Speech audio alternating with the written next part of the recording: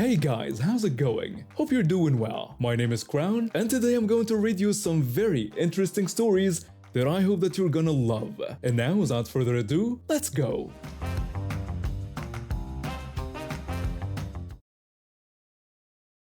I grew up in a pretty typical middle-class household.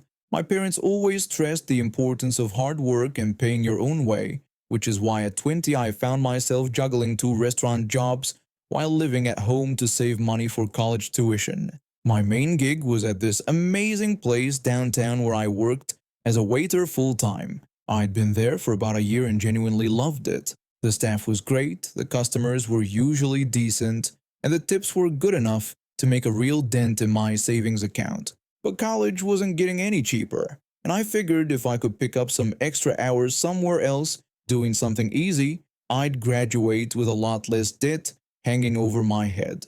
That's how I ended up applying to be a host at this chain restaurant I'll call Sapphire Wednesdays. The job seemed perfect. Show up, see people, tell the servers, maybe sweep a bit near the entrance. Simple stuff that wouldn't drain me after pulling full shifts at my other job. The interview should have been my first warning sign. I showed up at 2 in the afternoon on a Tuesday, and the manager who interviewed me was sitting in the back office with a beer in his hand. Not like he was trying to hide it either. The bottle was just sitting there on his desk when he asked me basic questions about my experience. I'd been working in restaurants since I was 16. Started as a dishwasher and worked my way up, so I knew my way around pretty much every position. He seemed impressed enough and hired me on the spot.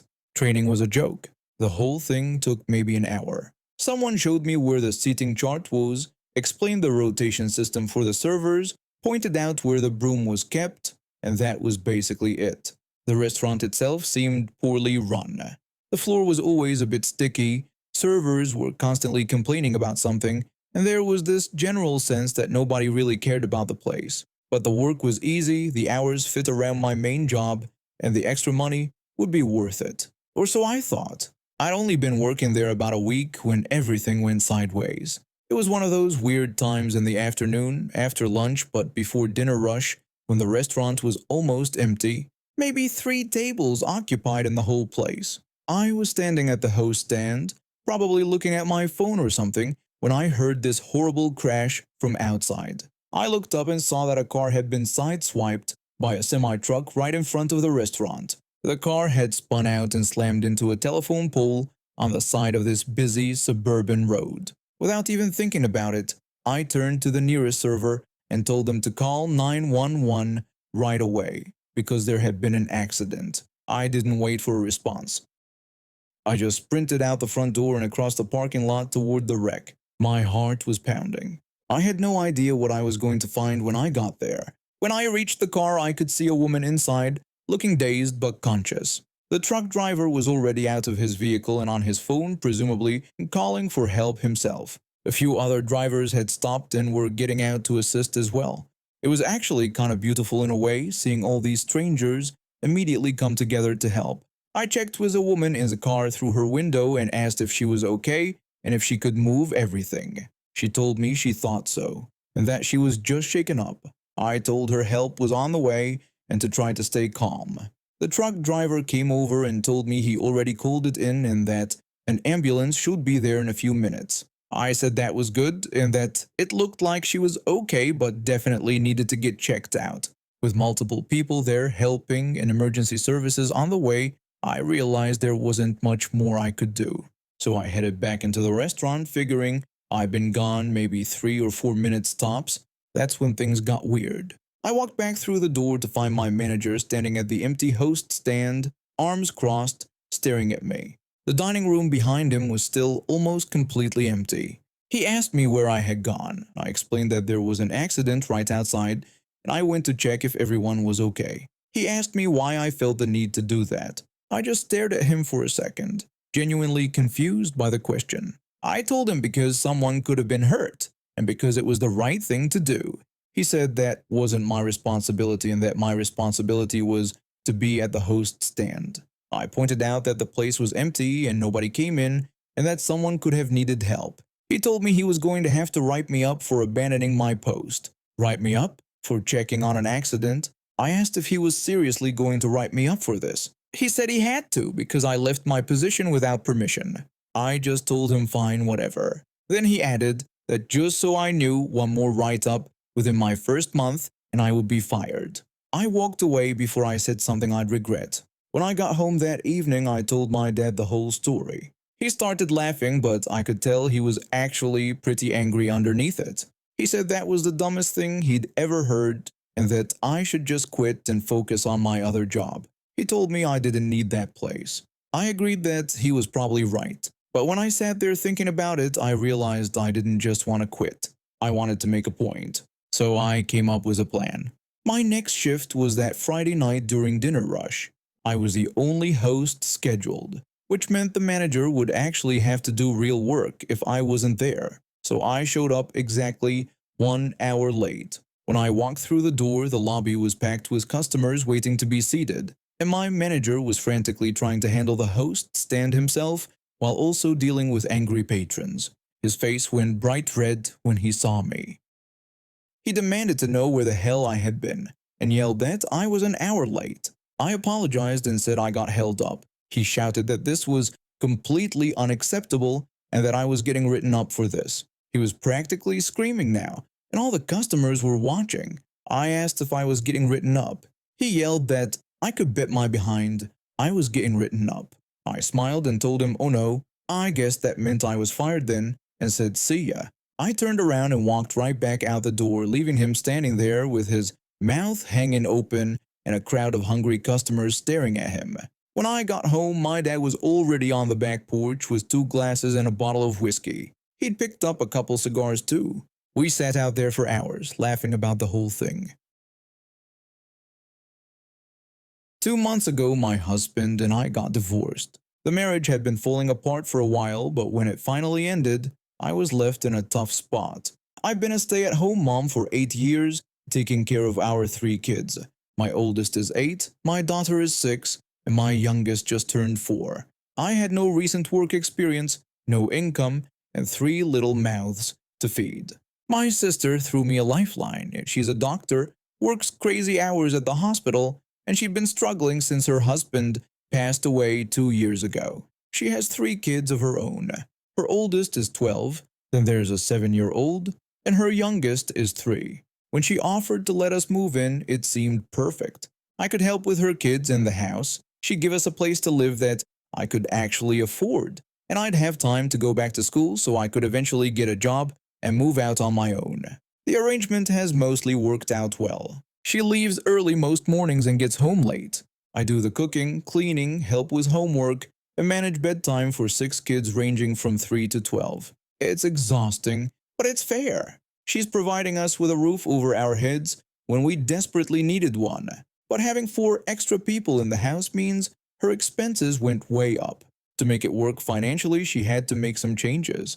She switched her youngest from full-day to half-day preschool and cut back the nanny's hours significantly. The nanny used to help with all 3 of her kids, but now she only comes for my oldest niece. My 12-year-old niece has autism. She also has something called avoidant restrictive food intake disorder. Eating is really hard for her. She has certain safe foods that she can handle, and anything outside of that list can cause serious anxiety or physical reactions. She's been in therapy for years, working on expanding what she can eat.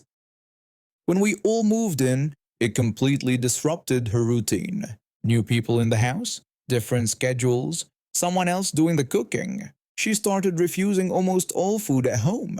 My sister was panicking because her daughter was barely eating anything for weeks. Then the therapist suggested dinosaur chicken nuggets. For some reason, those specific nuggets became a safe food. If they were on her plate, she could eat. Without them, she couldn't. So for the past month and a half, my niece has eaten dinosaur chicken nuggets at every dinner. At first, that was literally all she would eat, just the nuggets. Nothing else on her plate would be touched. But she's been making progress. Now, if the dinosaur nuggets are there, she'll also eat other things that used to be safe for her. Rice, carrots, applesauce. The nuggets are like a security blanket that lets her try other foods again. The problem is the other kids. My 2 nieces and nephew who don't have autism, and my 3 kids. They all want dinosaur nuggets too. Every single meal someone is asking for them. I make spaghetti, and my 6-year-old daughter asks why she can't have dinosaur nuggets instead. I make tacos, and my 4-year-old son whines that he wants what his cousin is having. I've been holding firm. The rule in our house is that you eat what's prepared for you. If I make chicken and vegetables, that's what you eat. You don't get to demand something different just because you feel like it. My sister backs me up on this whenever she's home, which isn't often, but when the kids complain to her, she tells them the same thing I do. But then the kids started talking to their grandparents, my parents, and my sister's in-laws, and my ex-husband, when he has the kids for his weekends. Suddenly, I'm getting phone calls. My mom called first. She said the kids were telling her that their cousin gets special food and they don't. She wanted to know if I thought that seemed unfair. I explained that my niece has a medical condition and she's not getting special treatment. She's getting accommodation.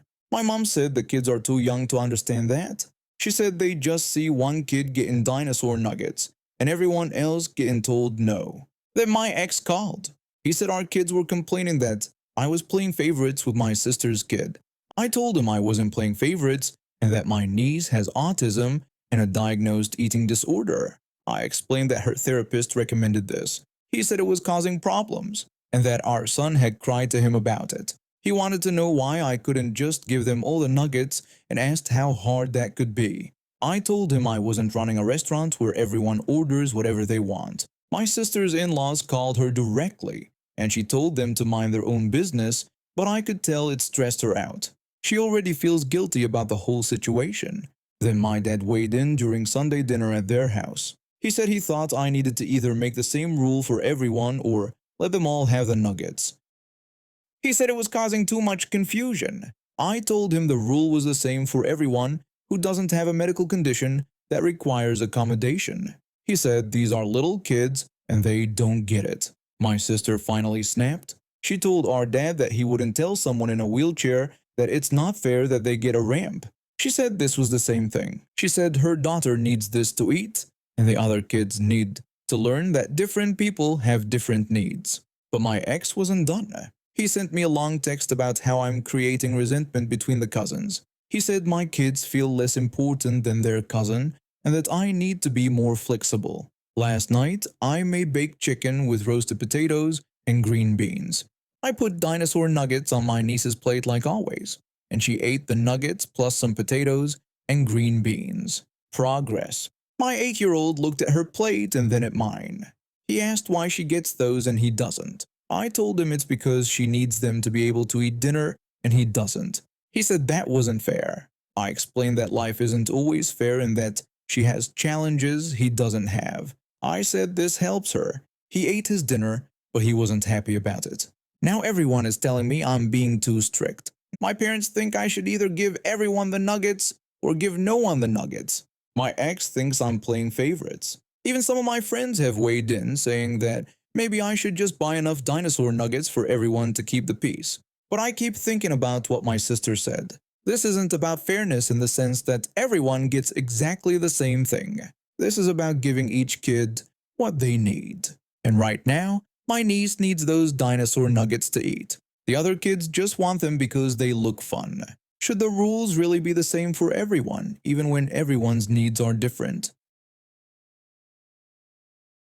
When I was a kid, I was the one who broke up fights on the playground, the one teachers called on when someone needed talking down from doing something stupid. My dad was a firefighter, and my mom worked as a school counselor, so I guess helping people was just in my blood.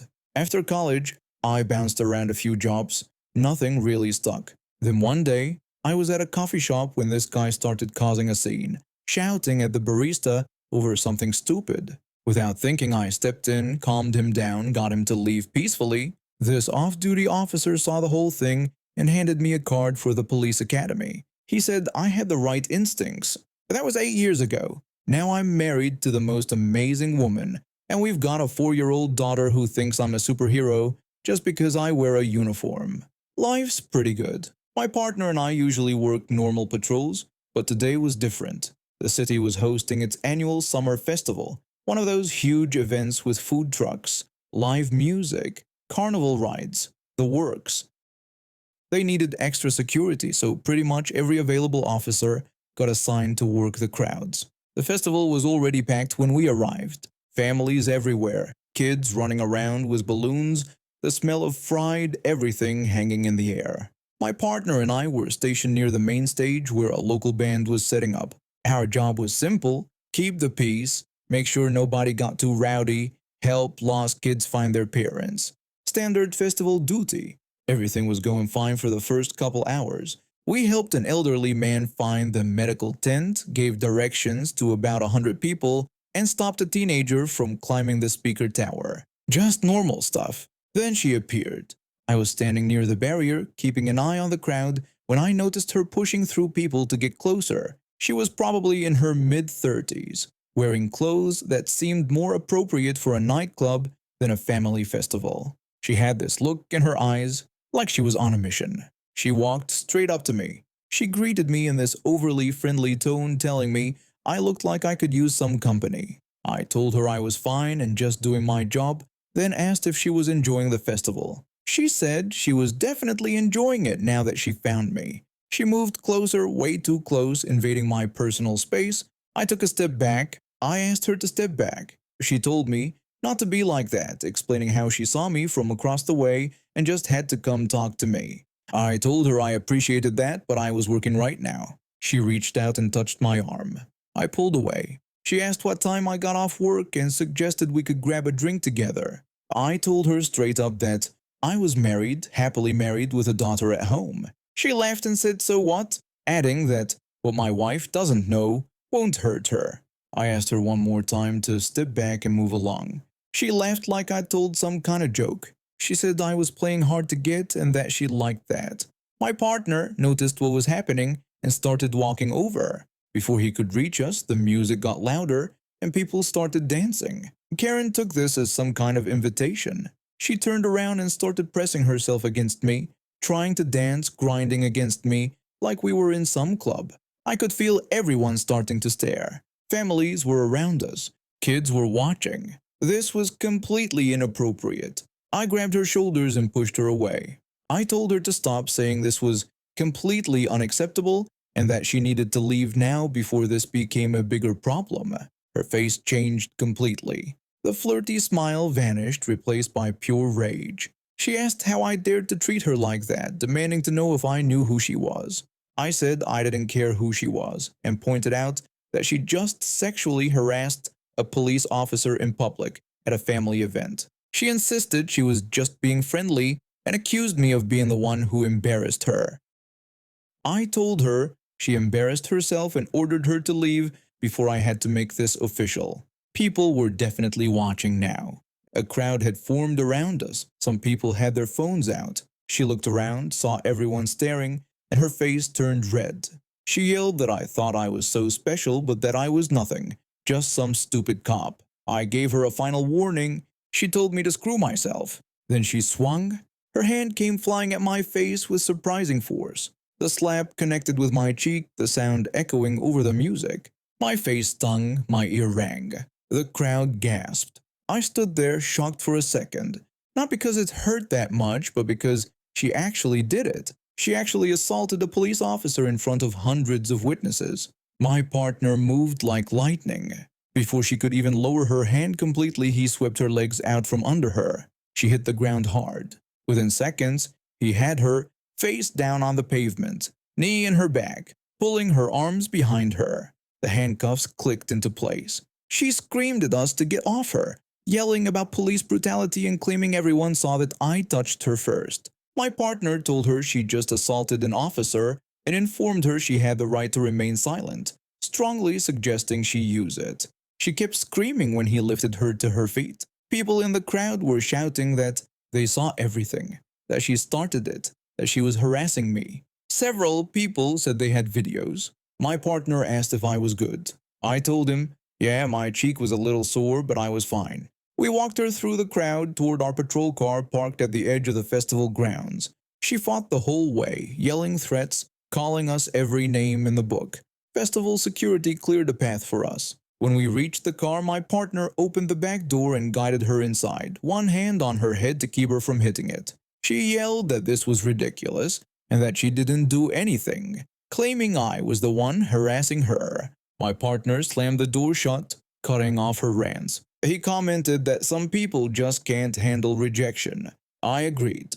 My supervisor showed up a few minutes later. We gave our statements. At least 15 people came forward with video evidence and offered to be witnesses. One dad even thanked me for handling it the way I did, said his kids were watching, and I showed them how officers should act professionally even in bad situations. We took her to the station. She got charged with assault on a police officer, disorderly conduct, and public intoxication after they tested her. Turns out she'd been drinking before she even approached me. My wife heard about it before I even got home. Small town news travels fast. She hugged me tight when I walked through the door. She asked if I was okay. I told her yeah, just glad it was over. I help people pick out flowers for their gardens, give advice on how to care for different species, and occasionally deal with returns. Most customers are great. They understand that plants are living things and need proper care. But every once in a while, someone comes in who tests every ounce of patience I have.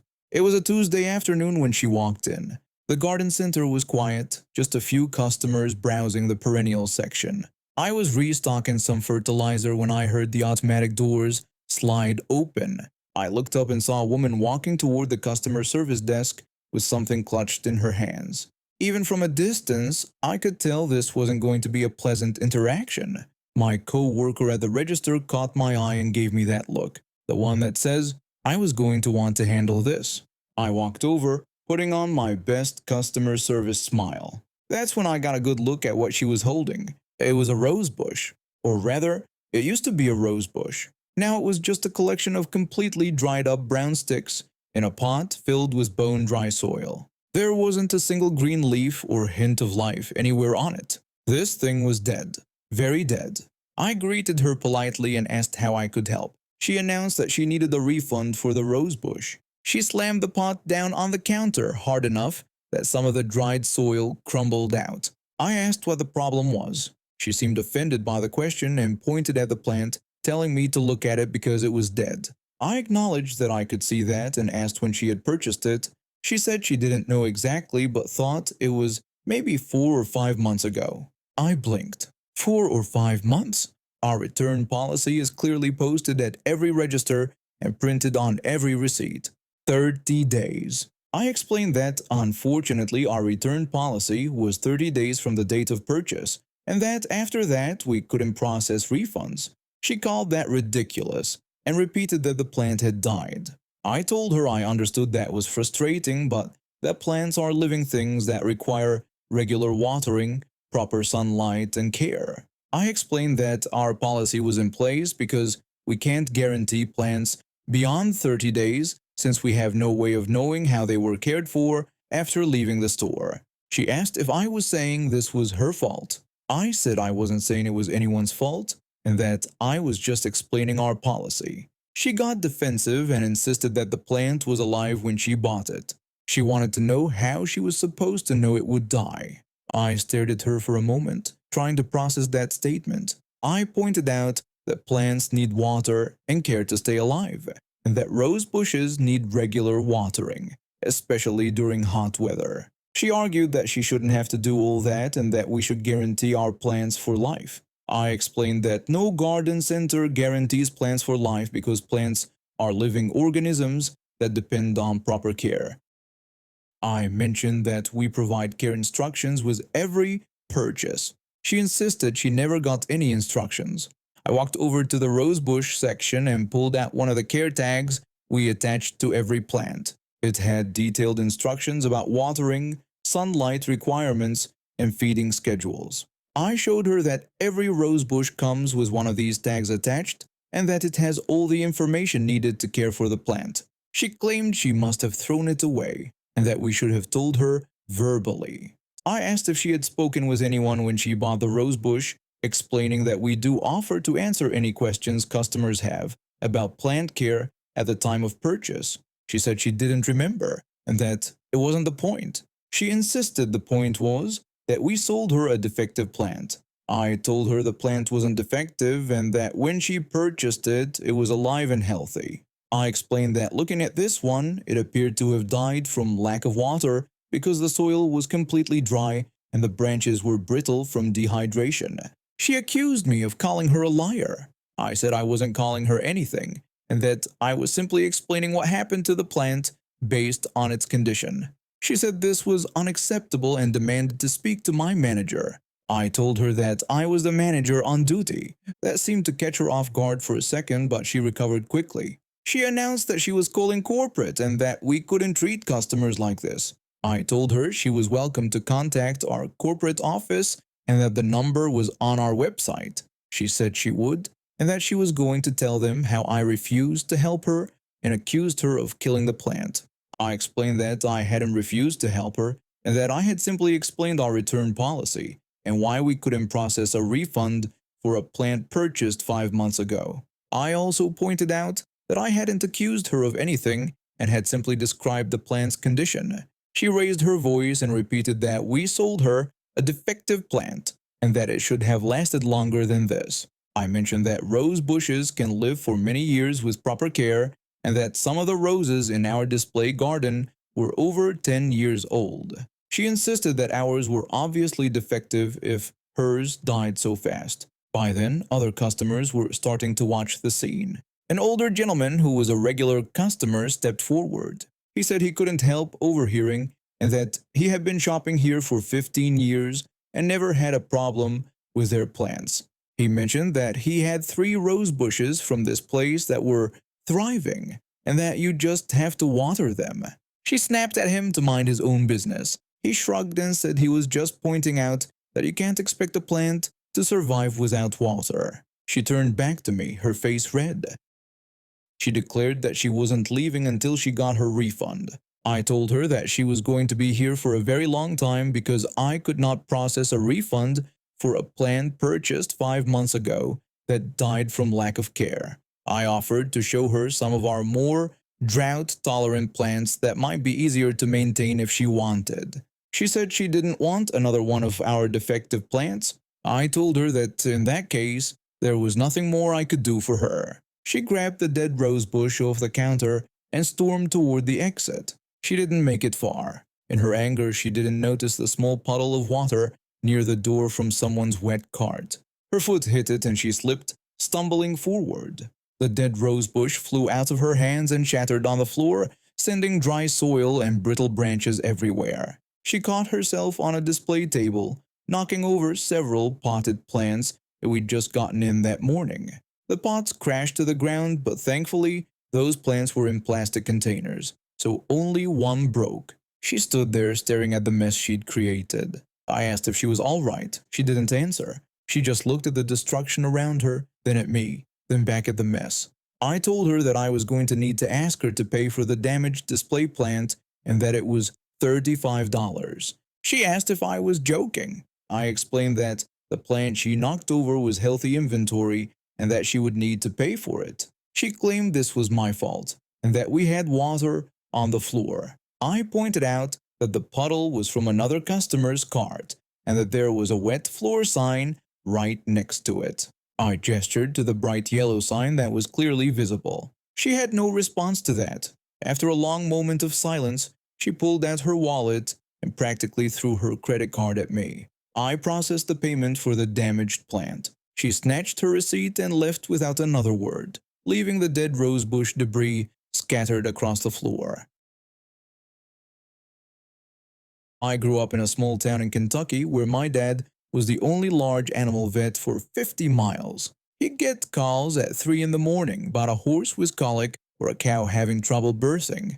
I'd tag along sometimes during summer breaks, holding flashlights in dark barns while he worked. I saw him save animals that everyone else had given up on. I also saw him make the hard calls when an animal was suffering too much. That's when I knew I wanted to be a vet.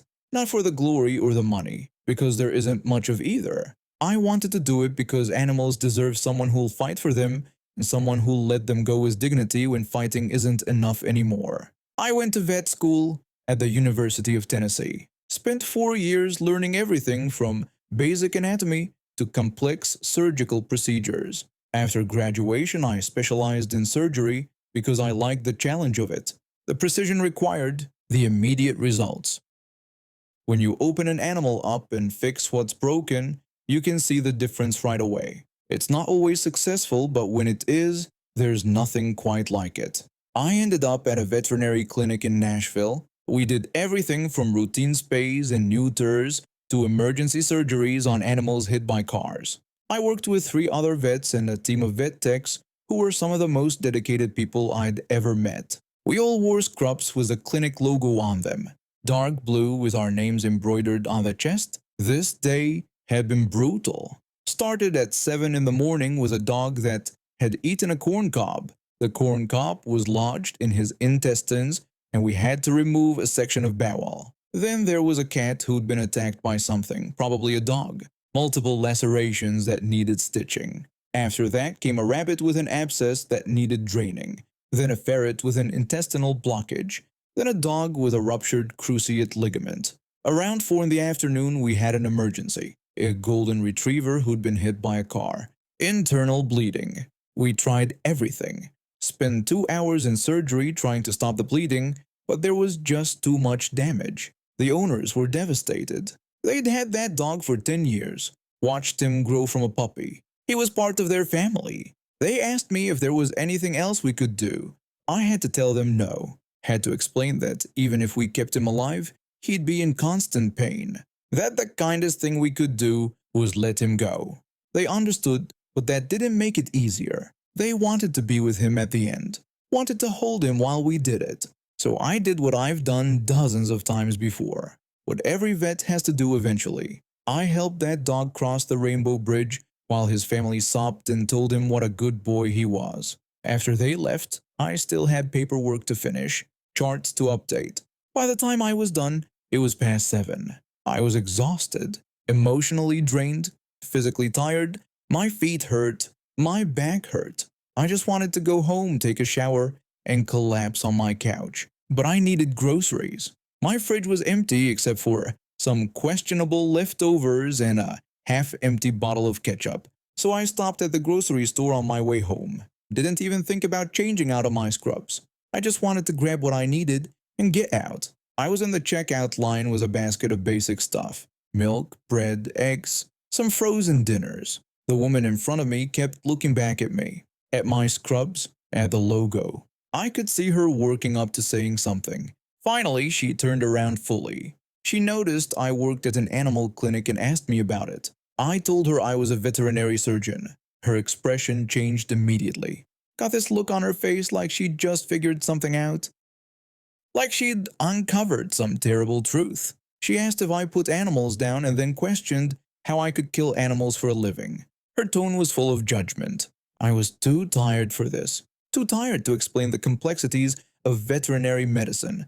Too tired to justify my career choice to a stranger in a grocery store. Too tired to be polite. I explained the process in detail. Told her I calculate the dosage based on weight first. Then I insert the catheter. The first injection is usually a sedative so they don't feel the second one that stops their heart. Takes about 30 seconds. I watched her face change. Watched the judgment turn to discomfort. But I wasn't done. If she wanted to know what I did, I'd tell her exactly what I did. I kept going. Told her that sometimes owners want to hold their pets while it happens. That dogs usually lose bladder control when the heart stops, so that's messy. That cats sometimes yowl right at the end, even with the sedative. She looked like she might be sick. Good. Maybe she'd think twice before making assumptions about people she didn't know. I added that the eyes stay open too.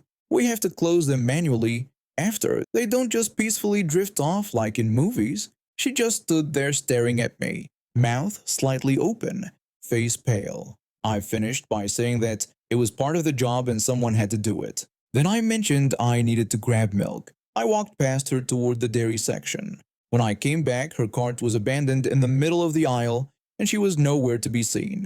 The cashier was calling for someone to come clear the cart. The cashier looked at me when I set my stuff down. She asked if I'd said something to that lady. I told her I'd just explained what I do for a living.